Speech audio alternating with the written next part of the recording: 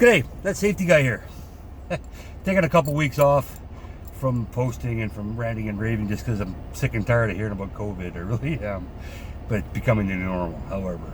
So today, I just left the site. 76 workers on site. 49 workers not wearing hard hats. Over half of those workers didn't even have their hard hat on the same floor they're working on. And the question is, what's going to hit me in the head? What's going to fall? I'm in a suite. So I asked the same question.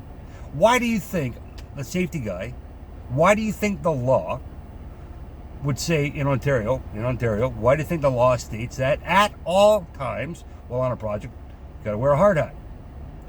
And the answer, well, because you said so. Sure, because I'm the safety guy and I said so. That's good, but that's like me telling my kids because I said so. Now, I can tell you it's about the law, it's about this, it's about that.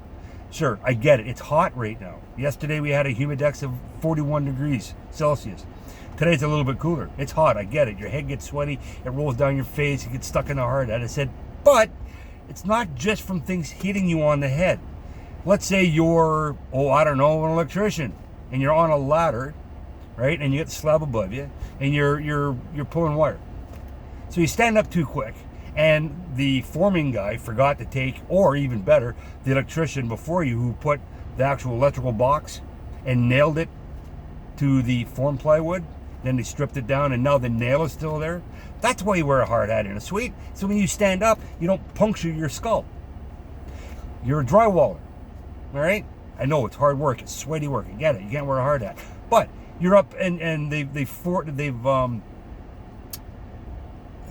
lowered the ceiling, so because you're not putting drywall rates up on top of underside of slab, they've dropped it down, right? They ferreted it out. So some of those hangers, and some of those hangers aren't really hangers; they're just 1 5/8 stud that's been bent back. So now you have that sharp edge. When you stand up too quick and you slice your head open on that, that's why you wear a hard hat at all times while on a project. 76 workers, 49 without head protection, and over half of them didn't even have it on the suite with them. Didn't even have it on the same floor. This is where being a safety guy gets a little frustrating, because you would think that such a simple thing would be easy to do. It would be easy to enforce. Now, if it was one or two guys, I could say that it's a problem with that worker or those workers. But to have more than half of the site, that's a supervision problem. That's a supervision problem. It's an issue with the site superintendent, and it's also the trade or the workers, supervisors themselves. The plumbers, the electricians, the drywallers, the mechanical guys, the HVAC guys, the insulators, the concrete guys. It's all their supervisor responsibilities to make sure that ensure that you're following the act and regulations. So that's a site-wide problem.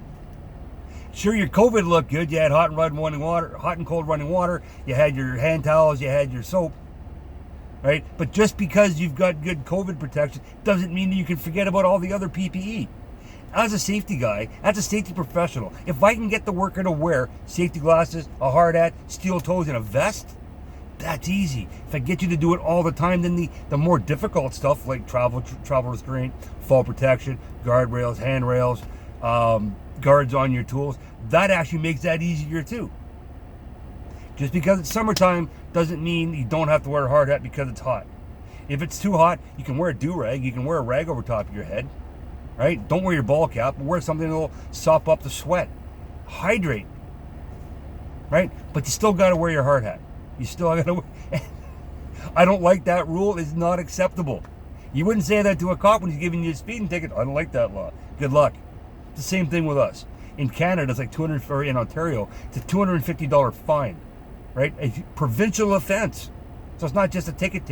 It's a provincial offense, right? That's court. That's all kinds of stuff that can happen with it. Or a couple weeks off because you punctured your head with a nail on the underside of slab. All right, so simple. Wear your hard hat at all times. I get it. You know what? And if you're going to take it off, keep it on the same floor that you're working on. All right, have a great day. Talk to you soon.